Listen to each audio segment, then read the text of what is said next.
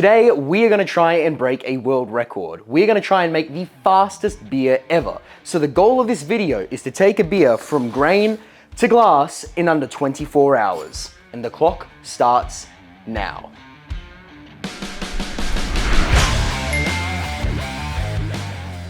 Now the clock has started, so we're gonna rush through all of this today, but in here we've got about 1.5 kilos of grains, 1.3 kilos of grains, 95.5% ale malt, 4.5% medium crystal malt, just basically a standard pale ale base recipe. I'm not plugged in! Grain mill's stuck. This is a terrible start. Come on. We'll get there. Yes! Hey.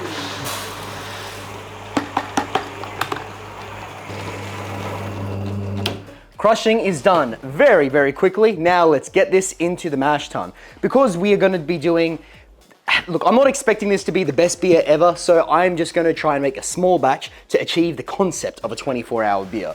Let's throw in some grains, and the reason I'm using a brew in a bag is because I don't really want to make 2 kegs of this. I'm not expecting it to be the most fantastic beer in the world. I'm just expecting it to be a very fast beer. So we're going to throw that in, and we're going back to our route to brew in a bag methods. I don't know what the temperature is here. Let's check it out. I'm aiming for a mash temperature of 65 degrees Celsius. All right, we're aiming for 65 degrees Celsius because that is where we're going to get some pretty decent conversion and make this fairly fermentable, which is the goal. And I've got a sneaking suspicion I may have overshot, so let's keep stirring because we are only going to be doing a half an hour mash. Now the reason we're doing a half an hour mash is because the vast majority of conversion with the enzymes takes place in that first 30 minutes. You typically do a 1 hour mash because you maximize the efficiencies of everything, but the majority of the work is done in that first half an hour. So that means I should be able to get away with a half an hour mash to speed up the brew day. We're at 65 degrees Celsius exactly. Awesome. Let's close up. So we should be able to get away with the 30-minute mash, then move on to a very short 30-minute boil, then cool this thing down as fast as possible, throw it into the fermenter, throw it into the argula, which is temperature controlled, and then we should be able to pour our beer in less than 24 hours later. Now, we're gonna come back to you in half an hour from now when we're ready to move towards the boiling step. It has now been just shy of 30 minutes and we are 33 minutes into the filming of this video. So it's now time to mash out. I'm gonna pull out the grain bag and squeeze whatever juice, grain juice we can into this tub here before throwing it back in for the boiling step. I've got a false bottom in the bottom of this. So the same false bottom that I use in the bottom of the 35-liter Brewzilla, I've just plopped down into here so that this grain bag can't touch the bottom and therefore can't burn, scorch, etc. There we go, pull you out. It's been a long time since I've done brew in a bag. Let's give it a good squeeze. And you know what, we actually don't need to squeeze too much because we have more than enough wort here, and I'm not intending on trying to get the maximum yield out of this batch because the whole purpose here is to just have enough that we can logistically cool this thing down. All right, and I'm gonna pop this over there and we can start the burner again. Away we go. All right, now we need to crank this thing right up to boiling before we can start adding our hops. See you for that. We are now basically at boiling, so let's take a quick pre-boil gravity reading. We are sitting at, wow, we are way more efficient than I thought we were gonna be. That is kind of not good. We're sitting at 1.043. The target was about 1.031 because I wanted this to stay low in gravity, so it'd be low alcohol, so the yeast could just get through the sugar faster. The higher the gravity, the more work the yeast has to do to actually finish. So, damn it, that's a problem. Nothing we can do about that right now. We can dilute later if we want to. Now that we are at boiling, let's go ahead and grab our hops. Now, in the interest of keeping everything simple, we've only got one hop addition today. We're just gonna be using Mosaic. This is our 5-minute addition. This is our 30-minute addition. That is 1 gram of hops right there. A very measly little couple of pellets going in to do battle. So let's open her up and get started. In these hops go, we are now at, what is the time on the clock? 56 minutes into this brew day so far. So once we've hit 25 minutes of boiling. We'll come back and throw in our last little hop addition to give the flavor and aroma boost. But whilst we are waiting, now's as good a time as any to mention that you should definitely like and subscribe to this video so that you see all the future videos that we drop every single week, as well as, very excitingly, check out our new channel. We'll put a link down below to Formula Wombat, the channel by F1 fans, for F1 fans, from F1 fans that don't know that much about F1. So go check it out if you like fast things that go vroom. Now, we're gonna come back to you at the end of this when we're ready to add our flavor and aroma hops. We are now at 1 hour and 21 minutes of this brew day, and it is time to add our 5-minute hop addition of 14 grams / half an ounce of Mosaic. Now, the reason we've chosen Mosaic is because it's got a decent amount of alpha acid, so it's going to make our bittering addition quite easy, considering we want to use a single hop for this beer. And it suits the style of like a low alcohol kind of modern pale ale nicely. It's a super versatile hop with a big broad range of spectrum of flavors. So we're going to get a bit of citrus, bit of tropicalness in there, and hopefully a little bit of like a blueberry type thing going on. And honestly, it's just a workhorse. It's really tried and tested, and I know that it produces great beer. And I think it's going to pair very nicely with the yeast that we're going to be using, which we'll touch on in a little bit. Once this is boiled for 5 more minutes, we'll work on cooling it down. It's now been our full 30 minutes of boiling. I've got my heat-proof gloves on so I don't scold myself like I usually do. And now we're going to tip this through the hop spider into the baby Brewzilla. Now, the reason I'm doing this is because I actually don't have a chiller that's small enough to cool inside this pot, which is really annoying. I used to have one that matched this Brewzilla, and I guess I threw it out a very long time ago. So we're improvising. Instead, I'm gonna whack it into here. I'm gonna start recirculating the pump if it will unstick. There we go, and if I turn it on. I was not prepared for this. Hey, we got there. So I'm gonna recirculate it through the plate chiller.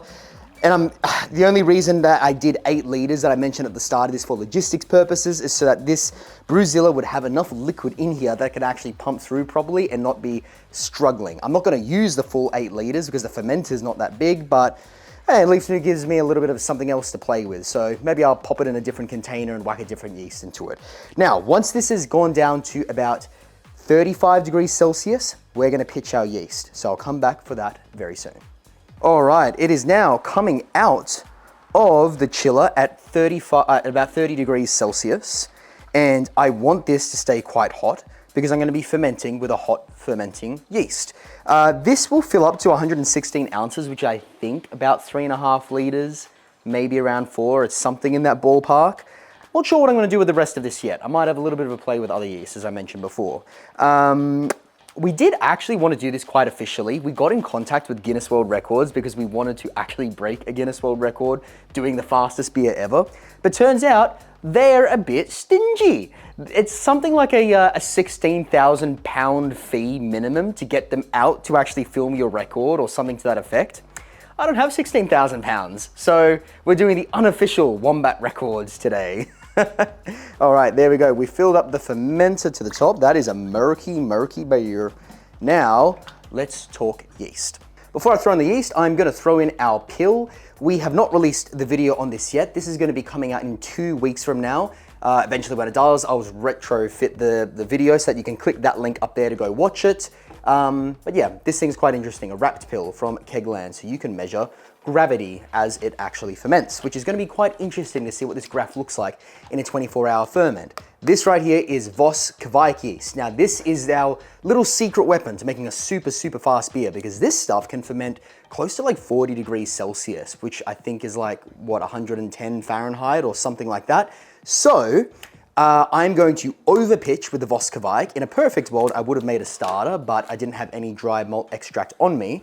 But this yeast right here is capable of fermenting very hot, very fast, and finishing a fermentation extremely quickly. And considering that I'm pitching way more than is needed for this little amount of wort right here, I have full confidence that we should get a full fermentation done within 24 hours. The only negative that might come out of this is by overpitching yeast, I might lead to some off flavors. There's a full video up there on 6 most common off flavors and how to fix them in your beers, but hopefully that doesn't happen on this one. We're gonna close this up right here with the top clamp. There we go, we've got a closed fermenter now. It's also 1 hour and 37 minutes of the clock running so far. That is by far the fastest all grain brew day I've ever done in my life. That is wildly quick. I'm gonna pop this, I'm gonna leave this on the bench top for at least the next 18 hours, I think. I'm gonna pop it into the igulu to start cooling it down to serving temperature when the wrapped pill is telling me that fermentation is basically done. So that's the advantage of having that little pill in here today. It's gonna give me a little bit of a gauge as to when this beer is actually no longer wort and is beer. This thing right here can cool it down to serving temperature pretty quickly. It probably takes about an hour or so. So if I time this right, I can pop this into here with about 2 hours to spare and then be pouring a fresh pint of beer for you guys when we come back. It is now 24 hours later, but to be exact, the clock is telling us that we have 6 minutes left to pour and taste this beer to have made a beer in under 24 hours. Now, it hasn't gotten as cold as I'd like it to be yet. It's still sitting at 4 degrees, but it's enough that we should be able to pull a pint now. This is very exciting. Let's just give it a whirl, shall we? I also don't understand how I miscalculated so badly, but it's finished up at 3.9%, just shy of 4%. I don't know where I was getting that 5% from earlier in this video, but we are where we are. It is quite foamy because obviously this thing has only just finished up. It's not cold enough yet. I'm trying my best to actually get some beer in here and not just have a full glass of foam, but bottoms up, shall we? The foam tastes good. Let's get some liquid.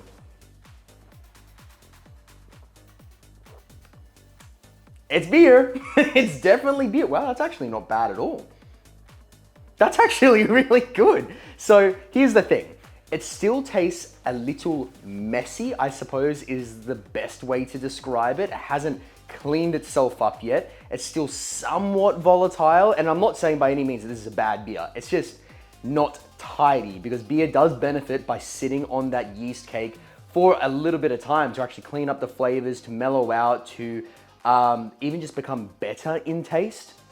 This thing though is a proper glass of beer in under 24 hours with 6 minutes to spare. So I would call this experiment an absolute success. And what this means is, if you ever find yourself in a situation where the bottle shop is closed and you have people coming around for a party the next day, you can make a beer in under 24 hours as a home brewer, which is pretty freaking awesome. The stats on this thing then are finishing just shy of 4%. I think it's about 13 IBUs. The hop flavor is very present and the yeast character is awesome. I just love Kveik yeast fermented hot and fast. And we'll have a graph showing the wrap peel information coming up right here on the screen now, which you will see had a lag period of about 2 hours or so before it absolutely kicked off and started munching through that yeast. So it took it from a gravity of just over 1.04, brought it right down to 1.01 in about 14 hours, I think it is from memory, which is an insanely fast fermentation to finish out almost completely. Odds are, if we left this thing ferment properly, we'd probably get it down to 1.008 or somewhere in that ballpark. We might have finished a few points higher than what we could if we let it keep on cranking.